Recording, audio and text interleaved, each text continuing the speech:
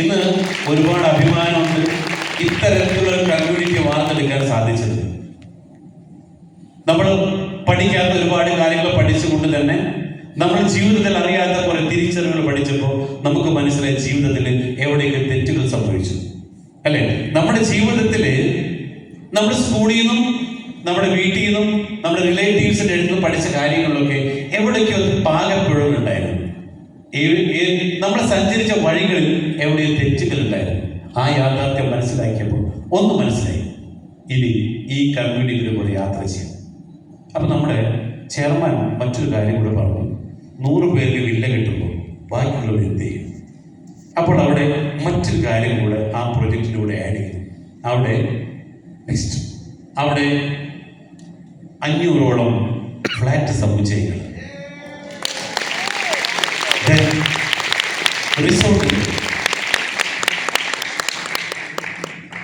Senior citizen ലഭിക്കുന്ന പേരുടെ പേരിൽ ഓൾഡ് ഏജ് ഹോംസ്, അതായത് അത് പുറത്തേക്ക് വിൽക്കാനുള്ളതാണ്, നിങ്ങൾക്കുള്ളതല്ല. ഓക്കെ, അങ്ങനെ എല്ലാം കൊണ്ടും വെച്ചുകൊണ്ടുള്ള ഒരു റിവർ സൈഡിലാണ് ഈ ഒരു പ്രൊജക്റ്റ് നമ്മൾ തുടങ്ങാൻ വേണ്ടി പോകണം. പക്ഷേ ഇതിൽ 100 പേർക്ക് ഇത് ഫ്രീ ആണ്.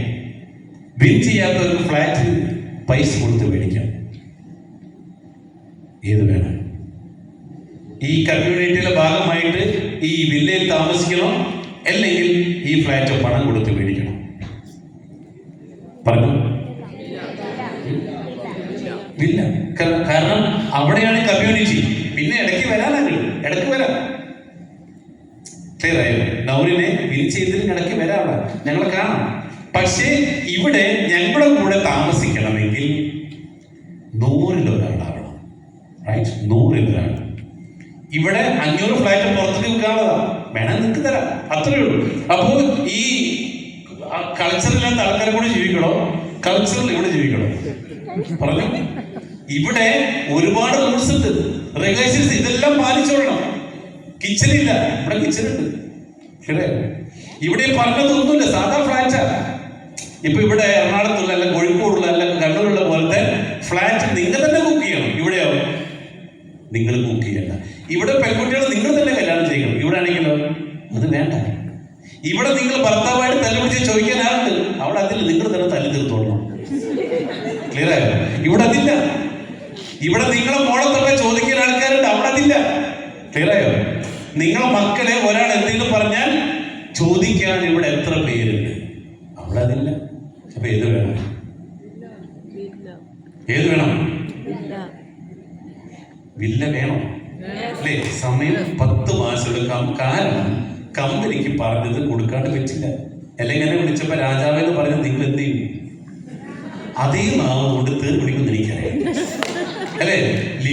എപ്പോഴും ലിൻഡു ജയശ്രീം എന്നെ എപ്പോൾ വിളിക്കുമ്പോഴും എന്തിനാണെന്നറിയോ, ഇതെങ്ങാനും കൊടുത്തിട്ടില്ലെങ്കിൽ അതേ നാവ് കൊണ്ട് അല്ലേ, അതേ നാവ് കൊണ്ട് എന്ത് വിളിക്കുമെന്ന് അറിയില്ല. കാരണം ഇത്തരത്തിലുള്ള കമ്മ്യൂണിറ്റിക്ക് ഒരു പ്രോബ്ലം ഉണ്ട്. എല്ലാത്തിനും ജീവിക്കുമെങ്കിലും ഒരു ചെറിയ കാര്യം പോലും പൊറുക്കാൻ പറ്റില്ല. കാരണം നിങ്ങളുടെ മുന്നിൽ നയിക്കുന്നത് ആരാണോ അവര് വാക്ക് തെറ്റിച്ചാൽ നിങ്ങൾക്ക് സഹിക്കാൻ പറ്റില്ല. അത് ചിലപ്പോൾ സങ്കടമായിരിക്കാം, ദേഷ്യമായിരിക്കാം, വാട്ടെവർ. അപ്പൊ അതിന് വഴിവെക്കാതെ കമ്പനി തുടങ്ങുമ്പോൾ അതിന്റെ ഭാഗമാവാൻ എന്ത് ചെയ്യണം? നിങ്ങൾക്ക് ഇത് വാങ്ങിക്കാനുള്ള വഴി നമ്മൾ ഇവിടുത്തെ പറഞ്ഞു തരും. ഒറ്റ കാര്യം പറയുന്നു, ആരാണോ ഇത് ആദ്യം പഠിച്ച് നടപ്പിലാക്കുന്നത് അവർക്കുള്ളതാണ് 2 കോടി രൂപ, അവർക്കുള്ളതാണ് ഇല്ല. റൈറ്റ്? ഓക്കെ, തുടങ്ങലോ? റെഡി? 2 കോടിയിലേക്കുള്ള യാത്ര സ്റ്റാർട്ട് ചെയ്യല്ലേ? ഒറ്റ കാര്യം, നമ്മൾ വീട്ടിൽ നിന്ന് പോകുമ്പോൾ ഒരുപാട് വിഷമങ്ങളും ബുദ്ധിമുട്ടുകളും എല്ലാവർക്കും ഉണ്ട്. പക്ഷെ ആ വിഷമവും ആ സങ്കടങ്ങളും ബുദ്ധിമുട്ടുകളും തന്നെ ചിന്തിച്ചിരുന്ന എന്തെങ്കിലും നേടാൻ പറ്റും. അപ്പൊ കുറച്ച് സമയത്തേക്ക് നമ്മൾ പഠിച്ചിട്ടുണ്ട്, നമ്മുടെ ബ്രെയിനിന് 2 പാർട്ടുകളുണ്ട്. ഒന്ന് S1, 2 S2 അല്ലെ? S1 എന്താ? Auto pilot. നിങ്ങൾ എല്ലാവരും ഇവിടെ വരുന്നത് വരെ ഓട്ടോ പൈലറ്റ്. പക്ഷെ ഇത് എന്ത് ചെയ്യണം? S2 അല്ലെ? സിസ്റ്റം 2, തിങ്ക് ലൈക്ക് CEO അല്ലേ? ഒരു സിഇഒനെ പോലെ ചിന്തിക്കണം. എന്താ സിഇഒ? എന്താ സിഇഒ? ഫുൾ ഫോം എന്താ? ചീഫ് എക്സിക്യൂട്ടീവ് ഓഫീസർ അല്ലേ? അതായത് സിഇഒ എന്ന് പറഞ്ഞു കഴിഞ്ഞാൽ എന്തിനും അല്ലേ, എന്തും നേരിടാനുള്ള കരുതൽ. എന്ത് കേട്ടാലും പെട്ടെന്ന് മറുപടി പറയില്ല. എന്തും ചിന്തിച്ചിട്ട് തീരുമാനമെടുക്കും. എന്താന്ന് വിളിച്ചാലും ഏതാന്ന് വിളിക്കില്ല. അത്തരത്തിൽ എന്തും ചിന്തിച്ച് തീരുമാനമെടുക്കുന്നവനെ വിളിക്കുന്ന പേരാണ് സിഇഒ. അങ്ങനെ ചെയ്യാത്തവർ എന്ത് വിളിക്കും? ചെറ്റ എക്സിക്യൂട്ടീവ് ഓഫീസർ. ക്ലിയർ? ഞാൻ തിരിച്ചുകൊണ്ട് അതിന് ഓപ്പോസിറ്റ് ആണ്. ഏത് അല്ലെ? ചിലപ്പോ ചിലർക്ക് പേരുണ്ടാവും, പക്ഷെ എന്താണ് ചെയ്തില്ലെങ്കിൽ. ഇപ്പൊ ഷാന് സിഇഒ ആണ്, അവനത് ചെയ്തില്ലെങ്കിലോ സിഇഒ ആണ്, പക്ഷെ എന്താണ് ഫുൾ ഫോം നമ്മളൊന്ന് മാറ്റും. ക്ലിയർ ആയി? അപ്പൊ എന്ത് വേണം? ആ എന്ത് കാര്യം കേട്ടാലും സിഇഒനെ പോലെ എന്നും ചിന്തിച്ച് അല്ലെ, ഒരു കാര്യത്തിനും അപ്പോൾ മറുപടി പറയാതെ 10 പ്രാവശ്യം ചിന്തിക്കണം. അത്രയും നമ്മൾ ആലോചിച്ച് തീരുമാനമെടുക്കേണ്ട അതിനെ വിളിക്കുന്ന പേരാണ് സിഇഒ. ഓക്കെ? അപ്പൊ ബ്രെയിനിൽ 2 ഭാഗങ്ങൾ, ഒന്ന് ഓട്ടോ പൈലറ്റും 2 സിഇഒ അല്ലെ?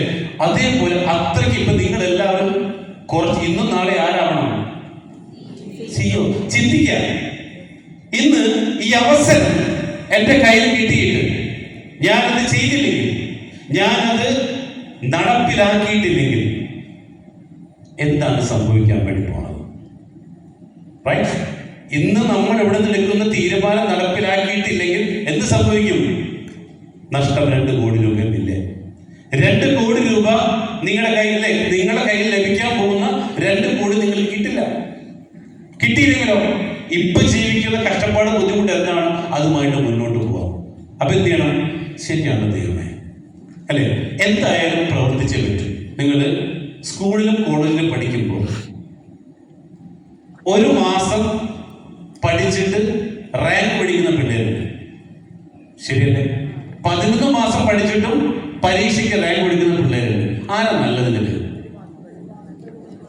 1 മാസം കൊണ്ട് പഠിക്കുന്നത്. അപ്പൊ ഒരു കാര്യം മനസ്സിലായി, 12 മാസം കൊണ്ട് പഠിക്കണം, 1 മാസം കൊണ്ട് പഠിക്കാം. ഇതേപോലെ തന്നെയാണ് ജീവിതകാലം മുഴുവൻ പണിയെടുത്തിട്ട് നേടാൻ പറ്റുന്നത് 10 മാസം കൊണ്ട് നമുക്ക് നേടിയെടുക്കാം. അപ്പൊ ഈ 10 മാസം കൊണ്ട് ടൂസിയാറിലേക്ക് എത്തുമ്പോൾ അടുത്ത വർഷം അത് 2020 5 കോടിയിലേക്ക് എത്താൻ പറ്റും. അതിലൂടെ നമുക്ക് ആ വില്ല സ്വന്തമാക്കാനുള്ള ഒരവസരം കൂടിയിട്ടാണ് നിങ്ങളുടെ മുന്നിൽ ഒരുക്കി വെക്കുന്നത്. ഓക്കെ? അപ്പൊ അതില് നിങ്ങൾ എല്ലാവരും ഓക്കെ? യെസ്. വിഷൻ 2026.